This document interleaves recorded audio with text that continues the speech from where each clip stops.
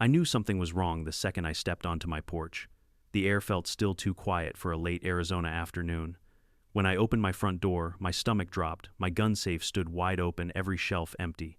30 years of collecting, gone. My father's 1954 Winchester, my service pistol from the force, every piece wiped clean out of my home. And then I saw it. A single note taped to the steel door: "Meet me at the Red Canyon HOA office if you want your property back." Melissa Grant, HOA president. My jaw locked. I'm not in their HOA. My property isn't even inside their jurisdiction. Yet somehow, the most power-hungry woman in the entire county broke into my home, stole my guns, and thought she could bait a former cop like I'm some clueless rookie. She just made the biggest mistake of her life. Before we get deeper into this crazy story, drop your location and local time in the comments. And if you enjoy HOA drama and revenge stories, make sure to subscribe so you never miss what happens next. The note sat there like a slap to the face, crookedly taped to the cold metal door of my gun safe, as if Melissa Grant wanted to make sure I stared at it long enough to taste my own anger. For a solid minute, I didn't even move. I just stood there, trying to make sense of the violation I was looking at. 25 years in law enforcement teaches you many things: how to read a room, how to spot a liar, how to keep your cool even when every nerve is screaming. But nothing prepares you for the moment you walk into your own home, the one place that's supposed to be untouchable, and realize someone broke into your sanctuary with surgical precision. My house wasn't trashed. Nothing else was stolen. Whoever did this wasn't after TVs, cash, or jewelry. They came only for the guns. They knew where I kept them. They knew when I'd be gone. And they left that damn note behind like a calling card. The Red Canyon HOA office. Melissa Grant. I muttered her name under my breath like a curse as I crouched down to inspect the safe. I knew the locking mechanism inside and out. The keypad wasn't smashed, the hinges weren't bent, no brute force was used. Whoever cracked it either knew the combination or was smart enough to bypass it quietly. That narrowed the field to maybe 5 people in this county. Melissa wasn't one of them, but she sure as hell hired someone who could. My first instinct was to call the sheriff's department. My second instinct was to hit Red Canyon myself and drag Melissa out of that HOA office by the bad haircut. But both instincts would have been the wrong move. A woman like Melissa, self-righteous image, obsessed, drunk on her own authority, wanted me angry. She wanted me reckless. She wanted me emotional enough to make a mistake. So instead, I took a slow breath. Then another. And I did what I've done my whole life, I observed. My living room looked exactly the same. My windows were intact. My back door was still locked. The only strange thing was a faint smell I didn't recognize immediately, like someone had used cheap perfume to cover something up. I followed the scent to my hallway near the safe and spotted a tiny trace of red lipstick smudged on the inside of the doorframe. Melissa's shade. The same garish fire engine red she wore like war paint around the neighborhood. That woman must have strutted through my home feeling untouchable. I clenched my jaw and forced myself to walk through the rest of the house in a methodical pattern, like I was back on the job processing a fresh crime scene. I checked the windows, the doors, the alarm panel. Everything suggested this wasn't just a break-in. It was an organized search and steal operation. In and out. No panic, no chaos. If I had been home, someone might have ended up dead. The chill that rolled through me wasn't fear. It was fury, the old kind I thought I left behind when I retired. The next move was obvious. I stepped outside onto my porch and let the desert heat slap me back into focus. The sun was leaning low, bleeding gold across the horizon. A pair of HOA security volunteers in the sense that Melissa liked to call them, that were parked across the dirt road in one of those bland white SUVs, pretending to check their phones while very obviously watching my house. They weren't subtle. Melissa never hired subtle people. I stared at them long enough for one of them to look away. Then I went back inside and pulled out my phone. I had a few contacts left from my time on the force, people I trusted.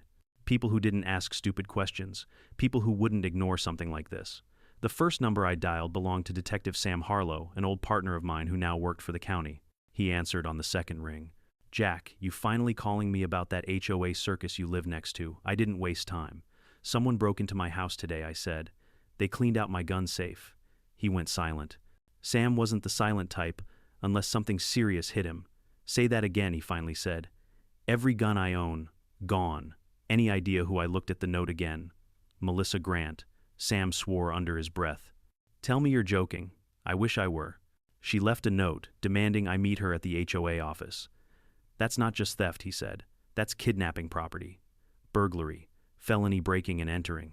Hell, if she used someone else to crack the safe, we're talking conspiracy. And that's just the warm-up act, I said. Sam's voice went low, professional. You want me to send a unit? No, I said immediately. Not yet. She's expecting that. If deputies show up now, she'll panic and move the guns or destroy evidence. Sam sighed. You're playing with fire. I know. But if she wants to drag me into her little kingdom, I need to see what she's hiding. And I know you and Ethan can follow the trail from the outside. Ethan Ridge was our financial crime specialist back in the day, a numbers genius with the personality of a coffee pot. If anyone could sniff out shady HOA books, it was him. Sam hesitated, then said, all right.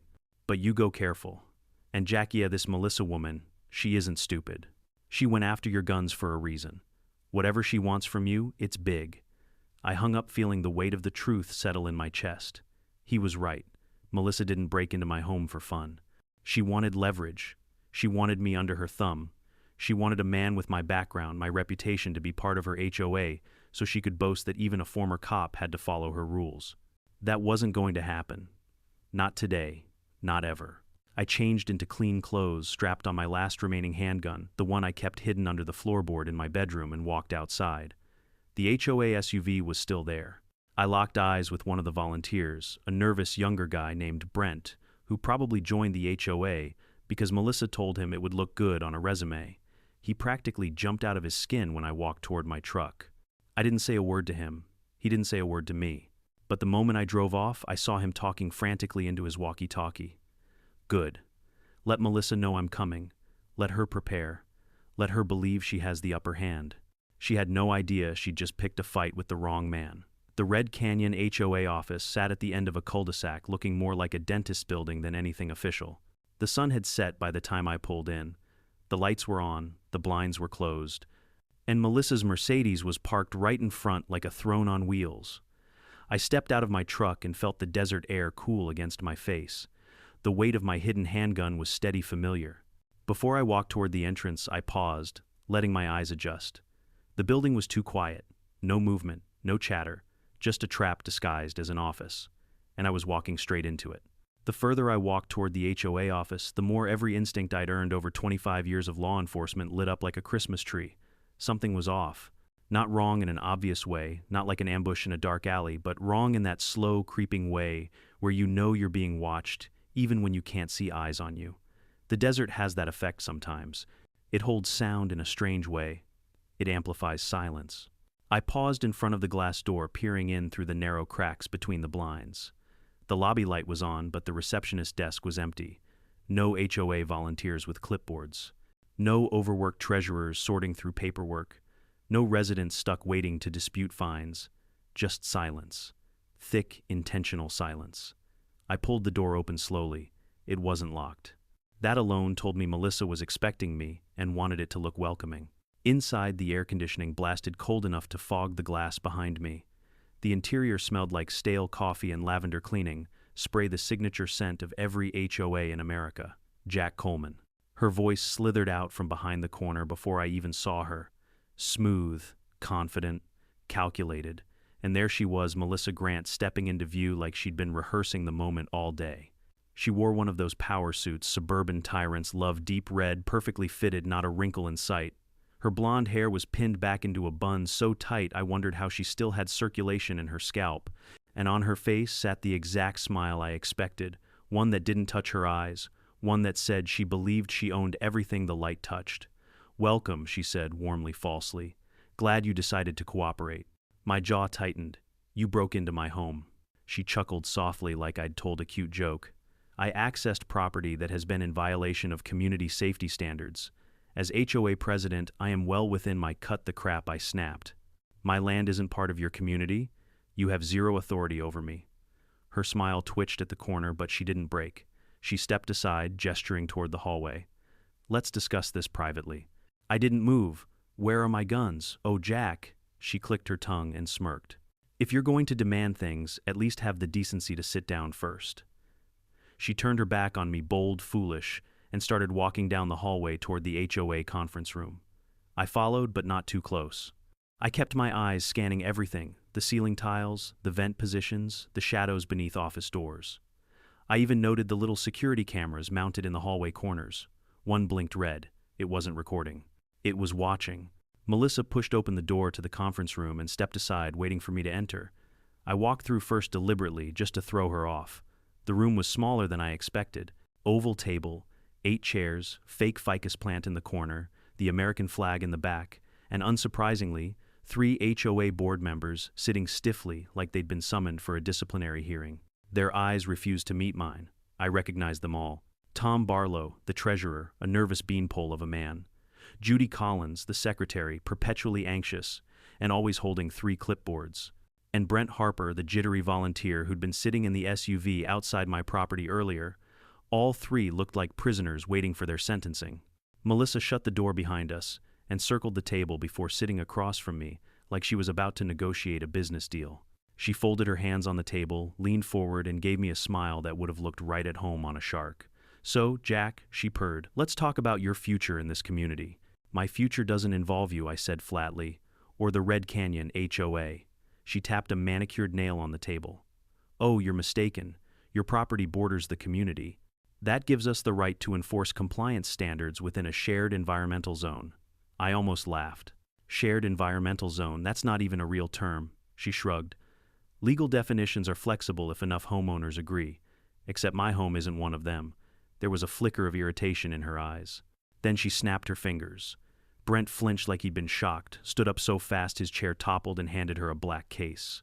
She placed it on the table, clicked the latches open, and inside sat one of my rifles. A 1968 Remington, polished pristine, a piece I'd maintained with more care than most people give their cars. Seeing it in her hands made something deep inside me clench. Not fear, not panic, rage. Slow, boiling, controlled rage. Melissa ran her fingers along the barrel, admiring it like she owned it. "Beautiful piece," she said, "but terribly unsafe in the wrong hands." Which is why the HOA voted unanimously to remove hazardous items from properties bordering our community. Judy's pen rattled in her shaking hands. Tom stared down at the table like a child in detention. Brent couldn't stop glancing at the rifle like he expected it to explode. I leaned forward slightly. "Give it back." Melissa raised the rifle casually, not pointing it at me yet, but close enough to make every muscle in my body tense.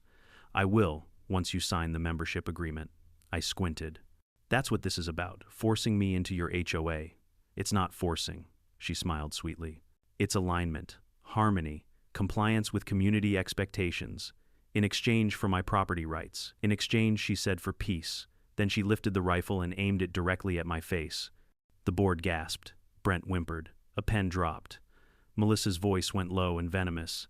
"Sign the damn contract, Jack. I don't like being disrespected.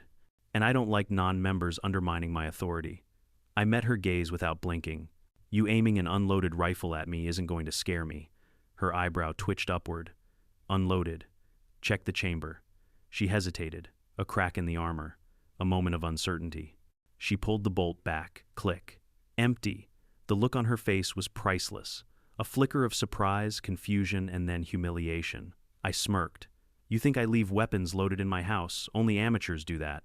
Her cheeks flushed red hot. "You." But before she could spit out her insult, my pager buzzed once in my pocket. A single vibration. The signal. My team had arrived. I straightened in my chair. "Melissa, this was your last chance to back down." She laughed, high, sharp, ugly. "Back down, Jack. I own this neighborhood." "No," I said calmly. "You think you do." Before she could react, the front door to the building slammed open so hard it shook the walls. Boots hit the hallway. Multiple voices shouted. Radios crackled. HOA headquarters was about to become a crime scene, and Melissa Grant had no idea the storm she had just unleashed. The moment the building shook from the force of that door slamming open, every head in the room snapped toward the hallway. Melissa's eyes widened just for a fraction of a second before she scrambled to regain her composure. But there was no hiding fear when it crept up someone's spine. I could see the tremor in her fingers still wrapped around my Remington. "Stay right where you are," a voice boomed from outside the conference room. It wasn't a voice Melissa recognized, but I did. Detective Sam Harlow. And he wasn't alone. Boots thundered down the hallway like a tactical wave. The HOA board members stiffened, paralyzed by shock. Even Brent looked like he was about to pass out. Melissa jumped to her feet, clutching the rifle. "What the hell is happening?" she barked. This is private HOA property. You have no jurisdiction here, Sam's voice answered through the hall, cold, official, and edged with the same anger boiling in my chest. Melissa Grant, step out of the room with your hands visible. You don't get to issue commands in my building, she shrieked. This is harassment. This is. The rest of her meltdown was cut short when Sam and 3 sheriff's deputies stormed into the room, weapons drawn but pointed downward in ready position. The instant they saw Melissa holding my rifle, every deputy snapped their aim up in perfect formation. "DROP, the weapon," one deputy commanded. "Now," another added voice sharp as a blade. Judy screamed and dove under the table. Tom put his hands up so fast he nearly fell backward. Brent froze like a deer on a highway at midnight. Melissa, still gripping the rifle, stared at the armed officers with the expression of someone realizing for the first time in her entitled life that she was not invincible. "This is a misunderstanding," she gasped. "That man, he threatened me. I confiscated an illegal firearm. It's my firearm," I cut in calmly, standing up slowly so the deputies could see I wasn't a threat. "She stole it from my home." Sam's eyes flicked to mine. "We've heard enough." Melissa Grant put the rifle on the table and stepped away.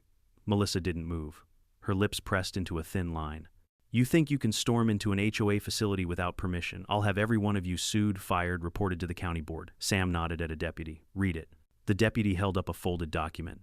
"We have a signed search warrant issued by Judge Robert Hayes, authorizing entry and investigation into this facility in connection with burglary, grand theft, extortion, and criminal coercion."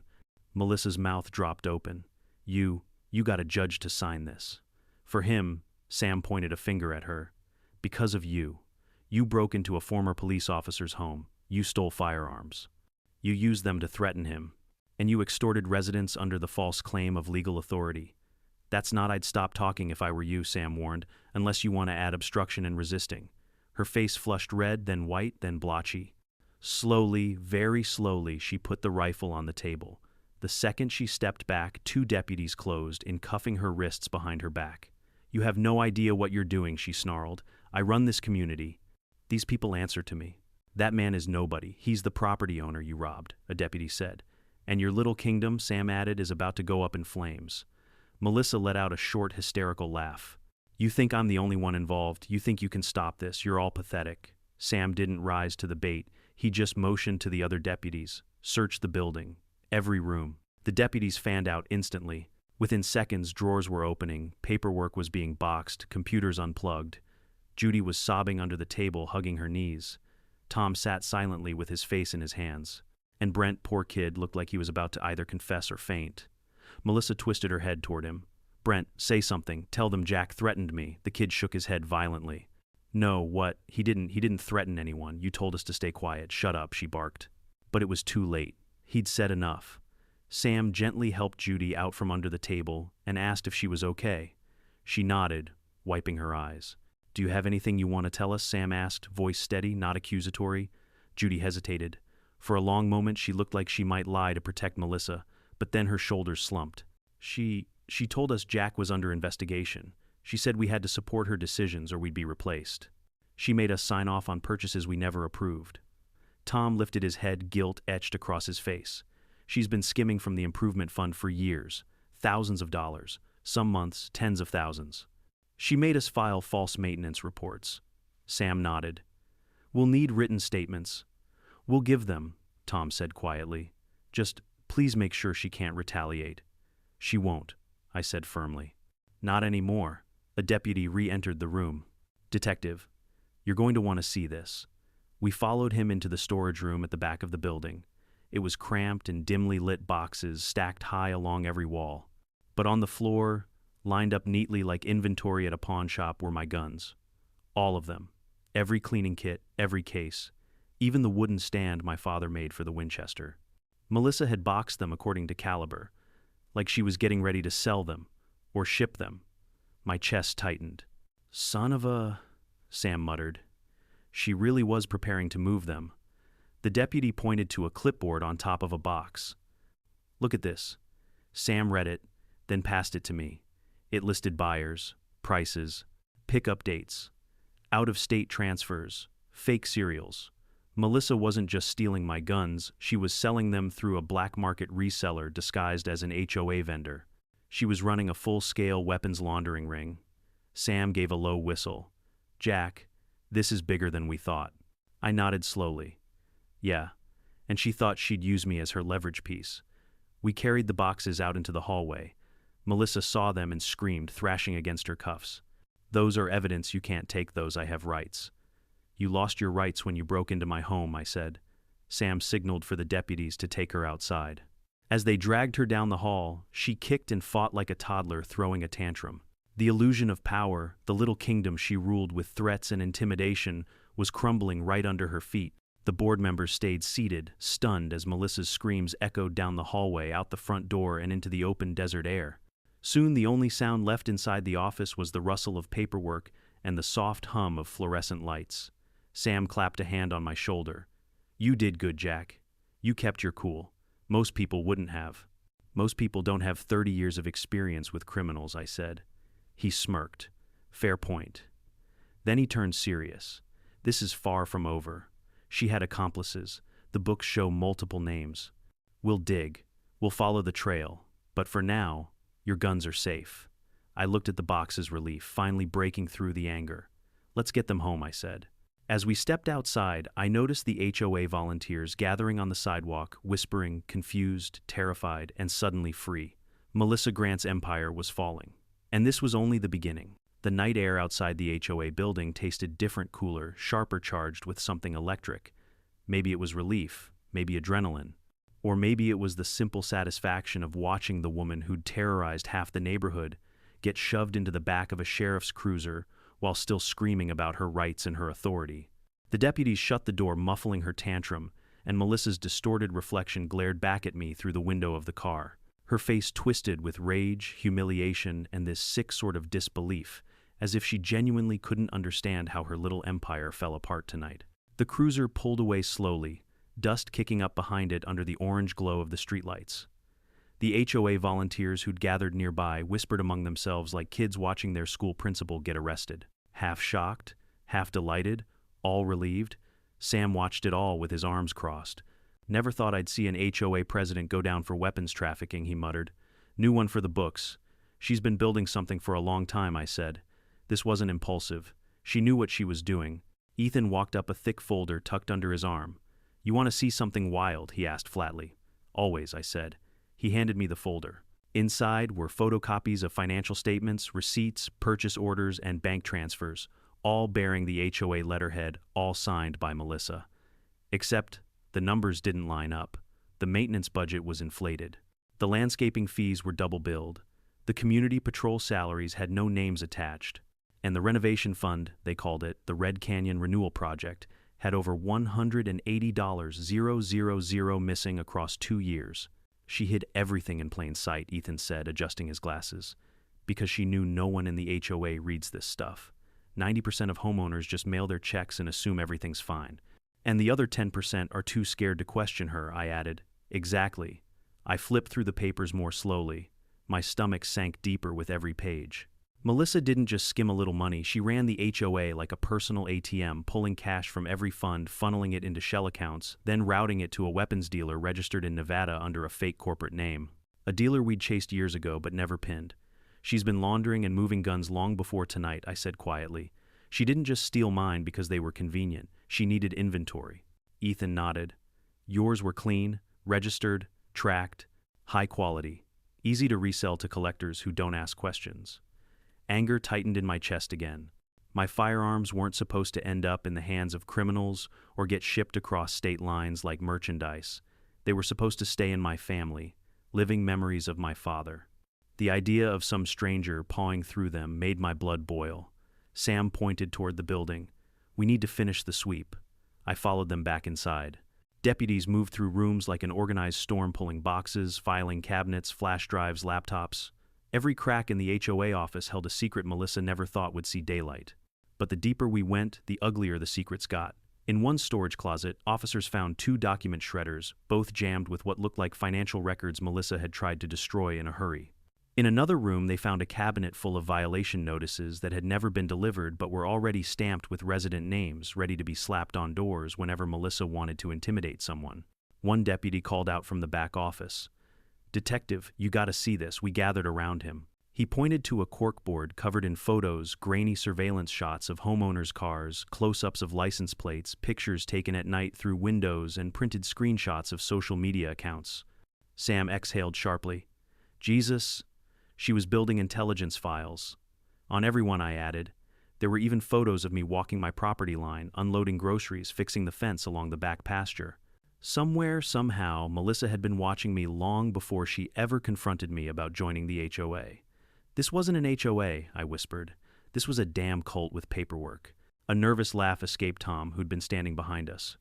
She said surveillance was preventative community safety measures. That's illegal surveillance, Sam corrected sternly. Tom swallowed. We were afraid to object. She said if we didn't comply, she'd report us to the county, or remove us from the board, or sue us, or ruin our reputation online. Judy, clutching a wad of tissues, stepped forward. We didn't know she'd go this far. We thought she was strict, not criminal. I believed her. Their fear was real. They were victims too, just in a different way, entrapped by manipulation threats and Melissa's absolute obsession with control. Suddenly, a shout echoed from the hallway.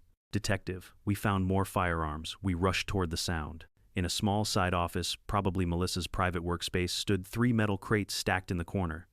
Deputies pried one open with a crowbar, and inside were more guns. Not mine. Not any residents.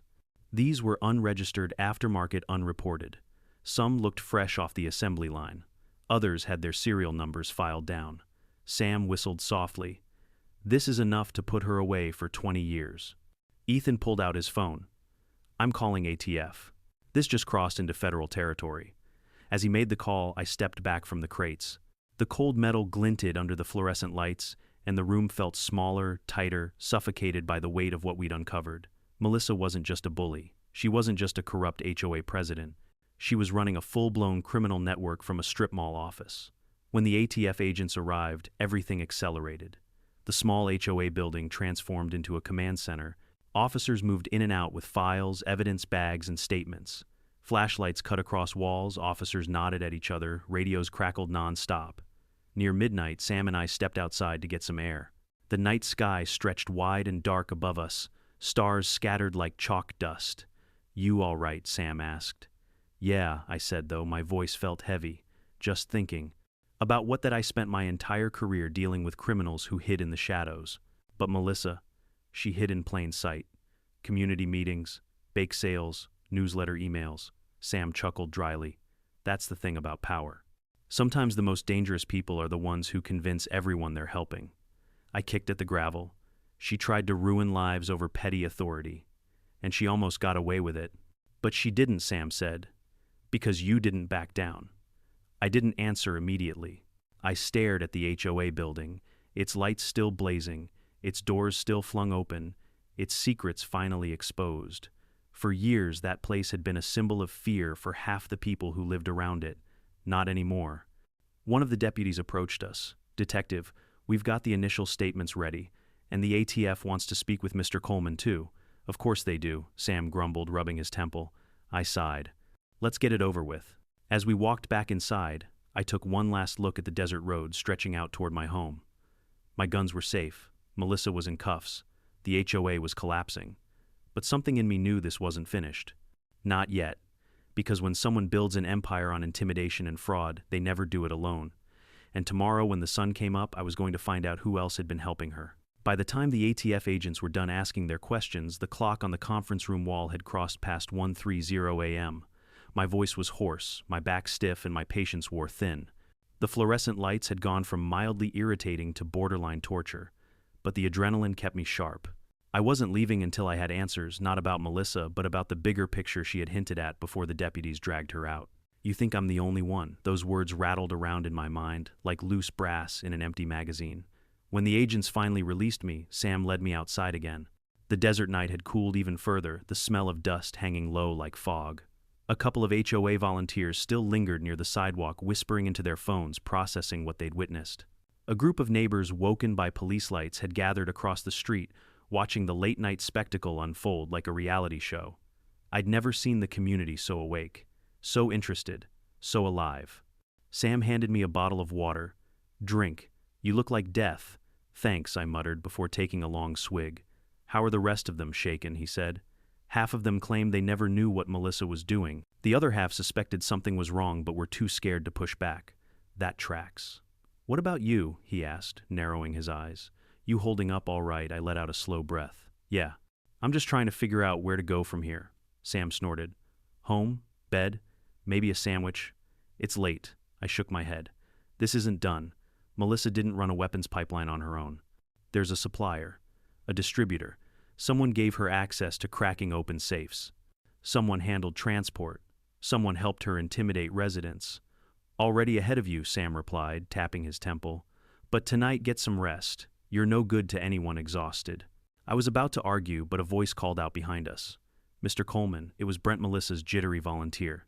He looked younger under the streetlights, almost like a kid who'd been bullied into wearing a uniform 2 sizes too big. His hands trembled as he approached, wringing themselves nervously. Can I talk to you?" he asked. Sam gave me a look that said, "Your call." I nodded. "Yeah, step over here." Brent swallowed hard. I didn't know she was going to break into your house. I swear. I didn't want any part of it. She said if I didn't help with the HOA patrols, she'd find my parents. She said they were violating landscaping guidelines. Your parents? I asked.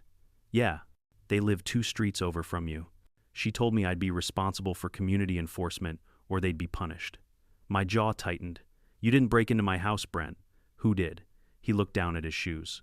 A man named Victor. Big guy. Tattoos on his neck. Melissa called him her consultant. He came in twice a week. Never said much. Always wore gloves. Victor what? He shook his head.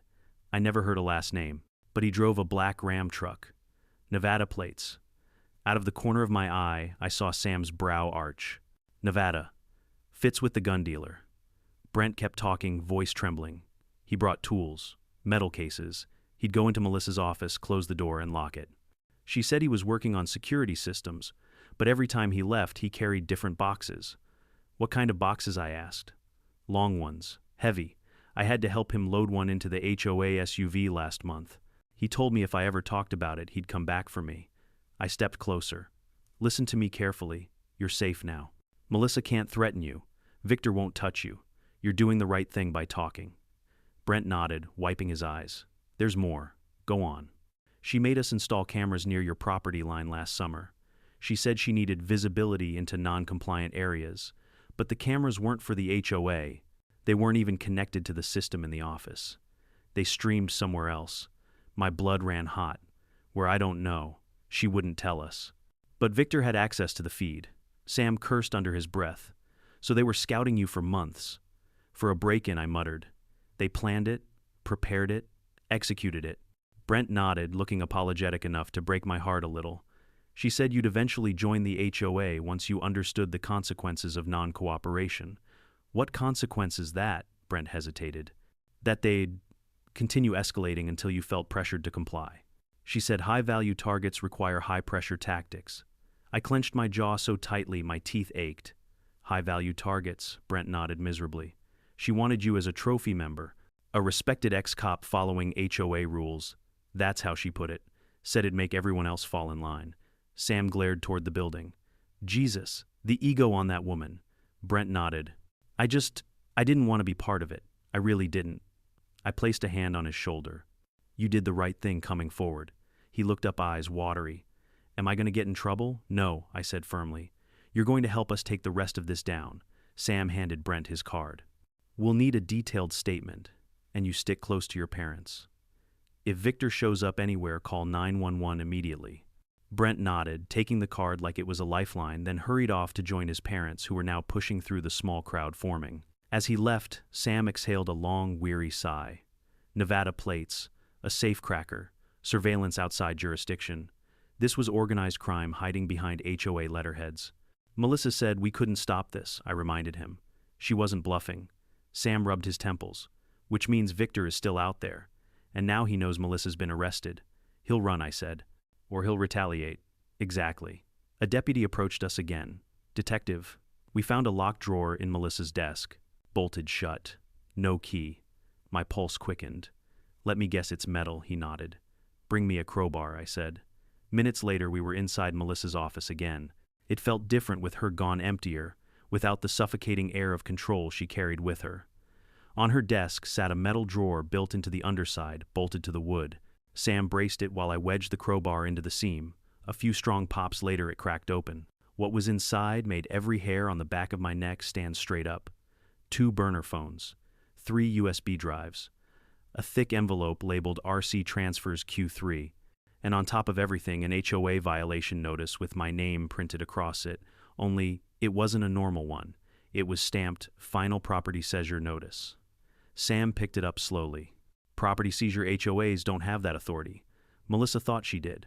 Inside the envelope was a map one, showing my land divided into parcels labeled Phase 1 Expansion. She wasn't just trying to force me into the HOA, she was planning to absorb my land entirely. Turn my home into part of her empire. All the cameras, all the intimidation, all the harassment, it was step 1. The break in the gun theft, it was step 2. The forced HOA membership, step 3. Melissa had been laying the groundwork to annex my entire property by force. And she had help. Sam looked at me. This isn't just HOA corruption, this is a hostile takeover. I closed my eyes for a moment, and Melissa was just one piece of it. When I opened them again, the fear was gone, burned away by something sharper. Resolve. Victor was still out there. The expansion plan was still real. Melissa's allies were still hidden. And if they came for me again, I'd be ready. I didn't sleep that night. By the time Sam finished coordinating with the ATF, by the time deputies locked up the HOA building for the morning, by the time the last cruiser pulled away, the sky had already shifted from black to navy blue, dawn creeping in. I drove home in silence, my headlights cutting across the gravel road, my mind replaying everything Brent had told us. The safecracker, the cameras, the Nevada connection. The land seizure plans with my name stamped across them like I was a piece of property up for auction. And that phrase, high-value target, kept echoing. My house felt different when I stepped inside. Not unsafe exactly, but violated. The kind of violation that lingers like fingerprints on glass you can't quite wipe away. I checked each room out of instinct, even though nothing new had changed. My furniture was untouched, my windows unbroken, my floors undisturbed. But the silence felt wrong. Too empty, too expectant. I moved to the living room and opened the first box of my guns the deputies had returned. I lifted my dad's Winchester out, carefully feeling the familiar weight settle into my hands. It was strange, out of everything I lost tonight, this was the one thing that grounded me again. The one thing that reminded me who I was, who my father raised me to be. Not someone who bends, not someone who cowers, not someone who gets bullied into submission by people with clipboards and fake badges. No, Melissa wanted a fight. Victor wanted a job. Someone else wanted my land, and they'd all underestimated me.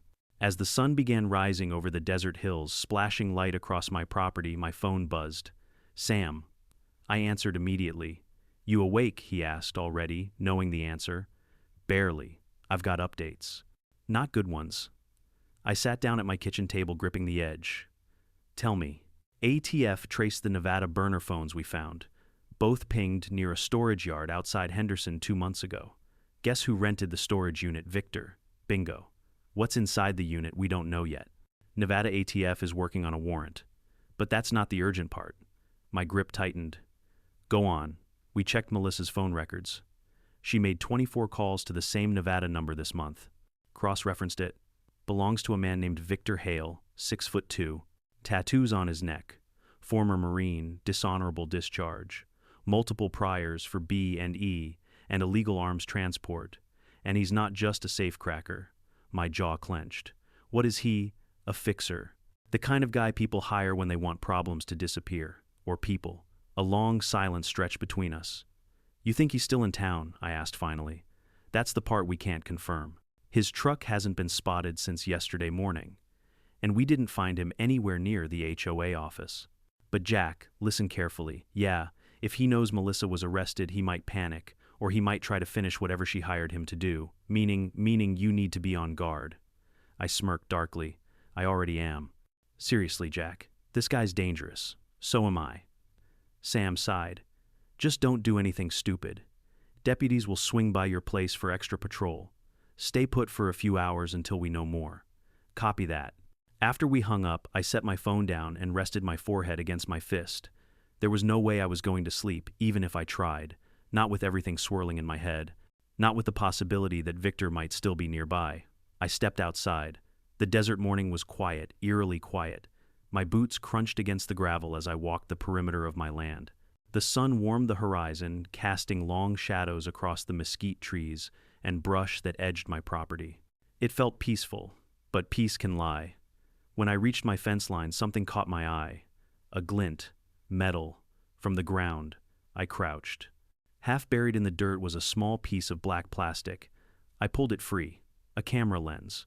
One of the hidden cameras Brent mentioned, positioned low, angled upward with a little dust and sand covering it. Someone placed it here weeks ago, maybe months, maybe longer. But here's the part that made my pulse quicken. It wasn't dead. A tiny light blinked. It was transmitting. I followed the wire buried under the soil until it hit a small transmitter box, its antenna pointed toward the main road. I smashed the device with the butt of my Winchester until it stopped blinking. Then I smashed the camera, hard, over and over, until nothing but shards remained in the dirt. Someone had been watching me, tracking me, mapping my movements. This wasn't a simple criminal operation. This was strategic, organized, and I was done being reactive. I straightened, scanning the desert. A dust cloud rose in the distance, a car driving fast, maybe too fast. My hand moved to the pistol holstered beneath my jacket. The dust cloud grew. The engine roared. The vehicle, a black Ram truck, slowed as it approached my gate. My breath stilled. Victor, it had to be. The truck came to a stop about 20 feet from my fence. The engine cut out. For several long seconds, nothing happened. Then the driver's door opened. A man stepped out, tall, muscular, tattoos snaking up his neck just as Brent described.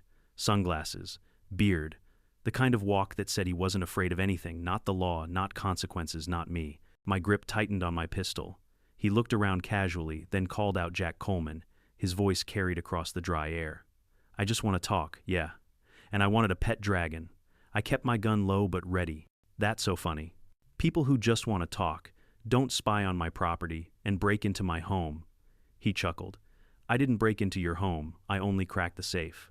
Melissa handled the rest. That's supposed to make me feel better, he shrugged. Not my problem how you feel. I'm here because Melissa messed up, big time, and now everything's blown.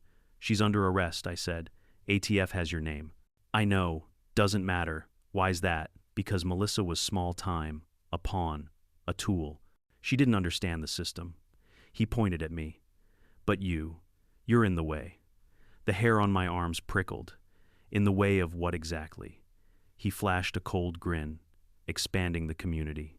My stomach dropped. So the land grab was real. Oh yeah, he said. And profitable. You were just the last piece, not cooperating. He spread his arms dramatically. But look, no hard feelings. Give up the land, sign the deed transfer, and I walk away. I barked a laugh. You came here to negotiate. No, he said, smiling wider. I came here to warn you. How generous. Melissa was stupid, he said. But I'm not. And the people backing her, definitely not. I stepped closer to the fence. Who's backing her? Victor tapped his temple. Smart man like you, you'll figure it out. Then he leaned forward slightly. But be quick. Because now that Melissa's gone, they're coming for you. My pulse hammered in my ears. If anyone steps foot on my land again, he cut me off. I know. You'll defend it. You're ex-cop. You're tough. He waved dismissively. But trust me, these people aren't HOA trash. They won't just steal your guns. He smirked. They'll bury you. I raised my pistol an inch. Get off my property. He chuckled. Already going. He turned, slid into his truck and started the engine. But before he drove off, he leaned out the window and added, next time we meet Jack, it won't be a conversation. Then he sped off, leaving a trail of dust swirling in the air behind him. I stood there long after the truck disappeared, the desert quiet swallowing everything he said. Someone bigger was behind all of this. Someone dangerous. Someone who believed my land belonged to them. And now they knew I wasn't going down quietly. When the dust finally settled and the rumble of Victor's truck faded into the distance, the desert seemed to grow impossibly quiet again. Too quiet. The kind of quiet that presses against your eardrums and makes you feel like something is listening back. I holstered my pistol and stood there another minute replaying every word that man said. They're coming for you. Bigger than Melissa. Give up the land. No name, no details, just threats. Which meant one thing: Victor wasn't bluffing. He was warning me because he assumed I would fold, or because he enjoyed the psychological game. But I've dealt with men like him my whole life, guys who think intimidation is the same as power, guys who believe threats are currency, guys who think fear is a shortcut. He was wrong about me, dead wrong. I turned and headed back toward the house, dust crunching beneath my boots. My mind was already shifting gears, planning, anticipating, analyzing. I wasn't just a homeowner anymore. I was a target, and I needed to act like one. Inside the house felt warmer, brighter, but still unsettled. I shut the blinds, double-checked the locks, and grabbed my phone to call Sam. He answered on the first ring. "Tell me you're calling to say you're eating breakfast. I just had a visitor." Sam's tone sharpened instantly. "Who, Victor?" I heard him inhale sharply. "Tell me everything." I relayed the whole conversation, every threat, every hint, every veiled warning. Sam didn't interrupt once. When I finished, he swore under his breath. "That son of a... Okay. Listen, I'm sending a unit now." "No," I said firmly. "Not yet. If he sees deputies swarming the place, he'll assume I'm scared." "You are supposed to be scared," Sam snapped. "This guy is dangerous. I know exactly how dangerous he is. That's why I need to think like him. Jack, I'm not doing anything stupid. But showing fear is exactly what he wants. Let him think I'm calm. Let him think I'm not running." Sam muttered something inaudible. "Then, fine. But I'm still sending a cruiser for routine patrol. No lights, no sirens, just presence. That's fine. And Jack, yeah, don't confront him again without backup. Not this guy. I didn't promise him anything." When we hung up, dawn had broken, fully bathing the house in soft gold light. I looked around the kitchen, my father's old coffee tin, the wood table he built by hand, the photographs on the wall, and felt a deep, pulsing anger settle into my chest. This wasn't just land. This wasn't just a property line someone wanted to redraw.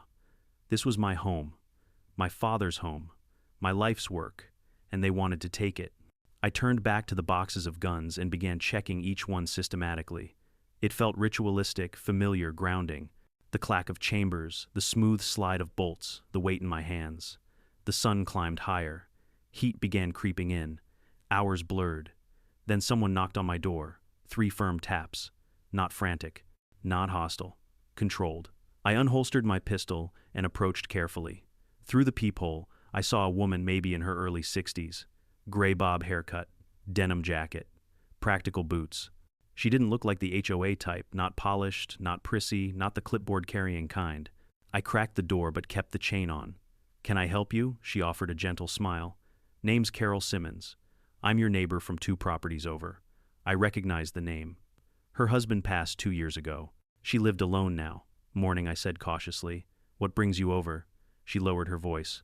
"I saw that man at your gate this morning, the one in the black truck. I've seen him before." My pulse quickened. Where Melissa had him over at the HOA office last fall. Late at night, I knew something was off about him. "Did you ever talk to him?" She laughed humorlessly. "Oh no. I keep to myself. But I pay attention, and I've been watching Melissa for a long time. She wasn't just a bully, she was obsessed. Obsessed with expanding this community." I opened the door further and motioned her inside. She stepped in gratefully. "What did she want with my land?" I asked. Carol set her purse down and sighed. She wanted a bigger empire. "She called your property the Keystone, said it connected the east and west parcels." "Keystone for what?" "For the development plan. She had this vision of creating the largest HOA in the county, more power, more money, more influence. But she needed your land to make the layout work." I frowned. "But she couldn't annex it legally." "That doesn't stop people like Melissa. She was making deals with construction companies, backdoor handshake agreements, promised them land she didn't own yet." My hands tightened into fists, so they were counting on stealing it. Carol nodded gravely. "I don't know the whole plan, but I know this Melissa wasn't the top of the chain," she answered to someone. "Someone with real money. Any names?" "One." She hesitated. "But I don't know if it's true, tell me." She took a breath. "A developer. His name's Alan Garrick. Owns Garrick West Properties. He's been buying up land all over Arizona for the last decade. And rumor is, he uses HOAs to do his dirty work." The name hit me like a brick. Alan Garrick was notorious in real estate circles. wealthy, connected, untouchable. 4 lawsuits pending, all mysteriously dismissed. His developments sprouted like weeds across 3 counties. People whispered he used intimidation, bribery, and coerced code violations to force homeowners into selling. If Melissa was connected to him, this wasn't just a rogue HOA scheme. This was a corporate land acquisition disguised as neighborhood enforcement. Carol seemed to read the look on my face. "You understand now, don't you?" "Yeah," I murmured. "I do. They're not going to stop with Melissa. They're going to come back. And they won't be subtle next time." I ran a hand through my hair. "Why are you telling me all this?" Her eyes softened. "Because your father and mine were friends. He looked out for our family more times than you know. And because this community needs someone who won't back down," I swallowed hard. "I appreciate it." She touched my arm. "Be careful, Jack. These people don't play by the rules." She left quietly, and her truck rumbled down the dirt road, disappearing around the bend. I stood there in my doorway, surrounded by evidence, guns, paperwork threats, warnings. My life suddenly split open like a file on a detective's desk. A criminal HOA, a violent fixer, a corrupt developer, an organized land grab, and me standing in the middle of it. They wanted a war. They were about to get one. For the rest of the morning, I paced my living room like a caged animal, trying to piece together the puzzle while the desert sun climbed higher, heating the air until it shimmered in the windows. Every detail Carol revealed connected perfectly to what Brent said, to what Sam suspected, to what Melissa hinted at. This wasn't a random scheme. This wasn't Melissa taking her power too far. This was a coordinated land takeover orchestrated from the top down. And now that the weakest link, Melissa, was in custody, the people above her were going to move fast, either to clean up loose ends or to finish what she started. I checked outside again. The deputies Sam promised were parked down the road far enough not to spook anyone close enough to respond. Good. But they wouldn't be enough if things escalated. I needed information. Real information. Not rumors from frightened board members, not guesses from neighbors, not assumptions. So I made 2 phone calls. The first was to Sam. He picked up mid-breath, clearly already in the middle of something. "Tell me you've got news," he groaned. "I do," I said. "A neighbor came by. She says Melissa was working with a developer named Alan Garrick. You know him," I heard papers shuffling, a keyboard clacking. "Yeah. Gimme a sec. I'm pulling his file." A pause. Then Sam whistled. "Jack, this guy is bad news. We've had at least 3 complaints come through the county about coercive land acquisition. Nothing stuck, but there's smoke all over him. And where there's smoke, there's usually a massive flaming pile of crap," Sam finished. "Listen, ATF is already tracing the connections between Melissa's HOA funds and other accounts. If Garrick is involved, it'll show up." "Good," I said, "because Victor just threatened me, and he wasn't bluffing." Sam swore. "I'll alert the department. And Jack, stay armed." "Already there." We hung up.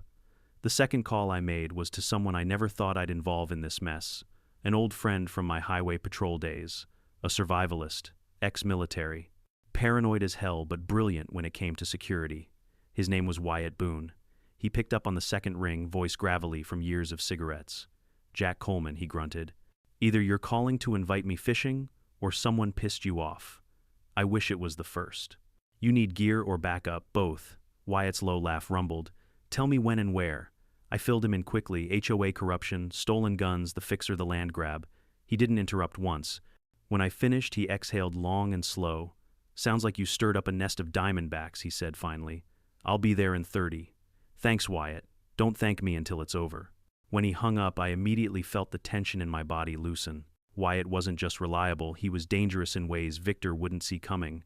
Having him nearby would change the game. But even with Wyatt and Sam on my side, the biggest question still hung heavy in the air. What did Garrick want with my land specifically? Why mine? Why was it the keystone? I sat at the kitchen table pulling out the stolen envelope from Melissa's drawer, the one labeled RC Transfers Q3. Inside were blueprint sketches, development plans, zoning proposals. But none of them were stamped or filed with the county. They were drafts, mock-ups, projections. On one sheet, a large swath of red encompassed my property, stretching across its entire width and connecting 2 distinct parcels labeled East Expansion and West Expansion. And in the corner, Garrick West Properties.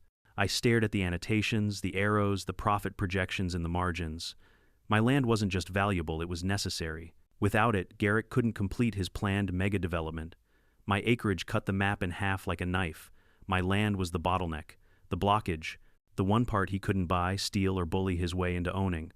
So Melissa tried to seal the deal for him, and when I didn't fold, they escalated. A cold realization settled over me. If Garrick was willing to bankroll illegal operations, surveillance, and stolen weapons, what lengths would he go to next? As that thought weighed on me, I glanced outside and froze. A plume of dust rose near the horizon. Another vehicle, approaching fast. I grabbed my pistol and moved to the window, heart thudding. For a moment, I thought it might be Victor again, returning to make good on his threat. But as the truck came into view, I recognized the silhouette. Not a black Ram. A dark green Chevy. Rust on the hood. Cracked headlight. Wyatt. He pulled up beside the porch, stepped out, and adjusted the brim of his battered hat.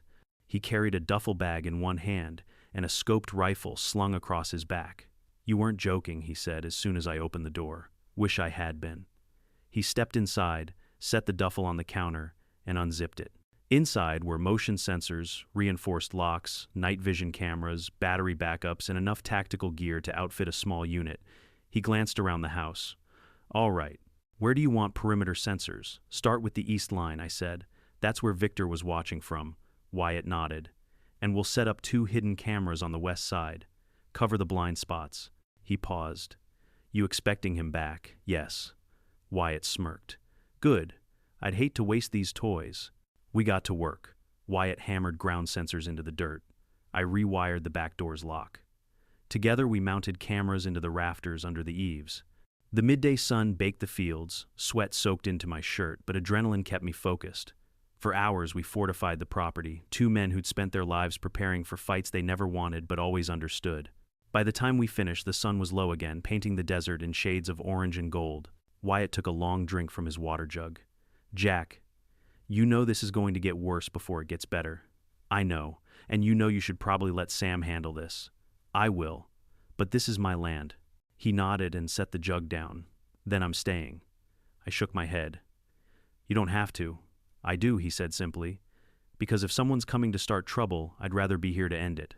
I felt a small smile tug at my mouth. "You always were stubborn. And you always got into messes bigger than your boots," he shot back. Before I could respond, the sound of tires crunching gravel echoed across the property again. Wyatt and I locked eyes. That wasn't Sam. Wasn't a deputy. Wasn't a neighbor. I moved to the window slowly. Wyatt unslung his rifle. A black SUV rolled up the road. Sleek, premium, tinted windows. A vehicle with money behind it. My heart hardened like stone. Wyatt whispered beside me, "That's not Victor." "No," I said. "It's worse." The SUV stopped at my gate. A man stepped out wearing a tailored suit, shiny shoes, and a smile that didn't reach his eyes. He raised a hand in greeting. "Mr. Coleman," he called out cheerfully. "I'm Alan Garrick. I believe we need to have a conversation." My blood went cold. The man behind everything had just arrived at my front gate, and he didn't come unprepared. The man at my gate stood there like he owned the entire desert, confident, relaxed, polished, not a trace of dust on his expensive suit shoes. And the way he smiled, too broad, too controlled, told me everything I needed to know before he even opened his mouth. This wasn't a visit, this was a performance. Wyatt stayed beside the window, rifle steady in his hands, one eye focused, breath controlled. He didn't speak. He didn't have to. Garrick scanned the property slowly, pretending to admire the scenery like he was touring a resort he'd just purchased. Then he looked straight at me through the window and gave a casual 2-fingered wave. Like we were neighbors. Like this was friendly.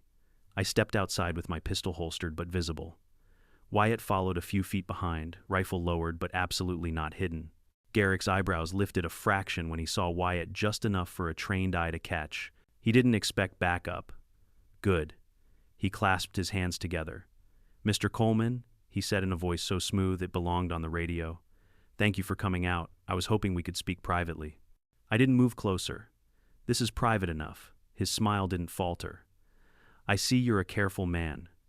"Good. I respect careful men," Wyatt muttered behind me. "Careful men don't show up uninvited in other people's yards." Garrick shifted his gaze to Wyatt. "And you are someone who doesn't like trespassers." Garrick held up one hand in a placating gesture. "No disrespect intended. I simply came to clear up a misunderstanding. I folded my arms. The misunderstanding where your HOA puppet stole my guns, broke into my home, and tried to force me off my own land. He chuckled lightly. Melissa could be overzealous. It's unfortunate how things unfolded, truly. But she acted independently.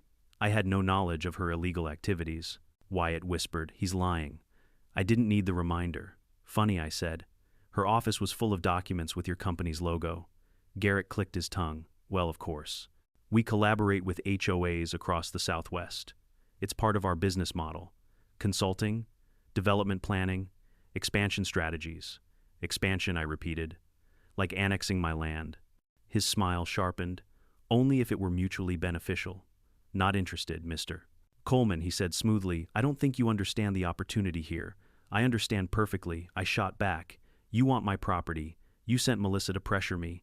Then you sent Victor to intimidate me. Both failed. So now you're here yourself. Garrick spread his arms. You give us too much credit. And you give me too little, I replied. Wyatt stepped closer beside me, making sure Garrick saw the rifle. Say your piece and leave. Garrick hesitated just a fraction, and then he reached into his jacket slowly. Wyatt's rifle angled upward instantly, but Garrick froze. It's just an envelope, he said calmly. Permission to remove it, I nodded once. He slowly pulled out a thick white envelope and held it out. This, he said, is my offer. I didn't reach for it. Put it on the ground. He obeyed, crouching gracefully, and placing the envelope at the base of the gate before straightening again. His expression never wavered. Inside is a cashier's check for $4.5 million, he said. For your property, no strings attached. Wyatt sucked in a breath. 4.5, I didn't flinch. My land is not for sale. Garrick clasped his hands again. Mr. Coleman, please, be practical. You live on unincorporated land, no municipal services, no building incentives, and soon no protection. I don't need protection, oh, Garrick asked softly, because from where I stand it looks like you've made some powerful enemies. I met his gaze, unblinking. I've faced worse. He studied me, really studied me. Then his smile softened, not kind, but calculating. You're a stubborn man, Jack. Men like that rarely make good deals, Wyatt growled. He said no. Garrick held up a finger. I understand loyalty.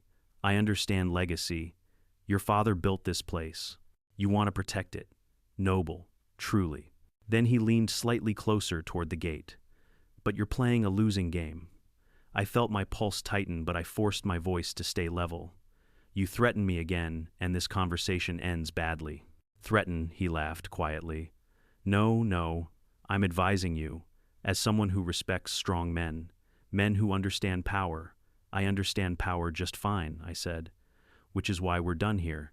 Garrick exhaled slowly, like he was genuinely disappointed. Then he offered one last smile, colder than desert steel. Think it over, he said. People who get in the way of progress tend to disappear. Wyatt snapped. Get in your car. Now. Garrick didn't so much as blink. He buttoned his suit jacket, turned, and walked back to his SUV with smooth, deliberate strides. He paused before opening the door. Oh, one more thing, he said without turning. Victor doesn't always give warnings twice. Then he got inside, the engine purred to life, and the SUV glided down the desert road like a black ghost dissolving into the heat haze. When he was finally out of sight, Wyatt exhaled sharply. That man is dangerous. I know. And he's not bluffing. I know. Wyatt turned to face me fully. So what's the plan now? I bent down, picked up the envelope, and ripped it open. Inside, just like Garrick said, was a certified check made out to me for $4.5 million. And stapled to the back was a printed document, one sentence bolded. Failure to accept this offer will result in legal and administrative action through Red Canyon Development Authority. I crumpled the paper in my hand. This isn't a real authority. Wyatt raised an eyebrow. No, but if he convinces the county, if he bribes the right people, it could be. I stared at the desert horizon, my land stretching out under the burnished sunlight, the place I'd grown up, the place my father was buried, the place I built my life around. They're not taking this from me, I whispered. Wyatt nodded firmly. Then we fight. And we win, I said. Wyatt smirked. Damn right. My phone buzzed. Sam, I answered. Yeah, Jack, Sam said breathlessly. We've got updates. Big ones. Garrick's accounts, Melissa's documents, everything is pointing to a massive illegal acquisition scheme. This goes way higher than we thought. I know, I said. He came to my gate. Sam cursed. I'm sending a task force. And Jack, until we bring this guy down, don't let anyone near your land. I looked around, my property jaw set like stone. I won't. The sun dipped behind the hills, shadows growing long across the desert. Wyatt loaded a magazine into his rifle. I holstered my pistol, and just like that, the final line was drawn.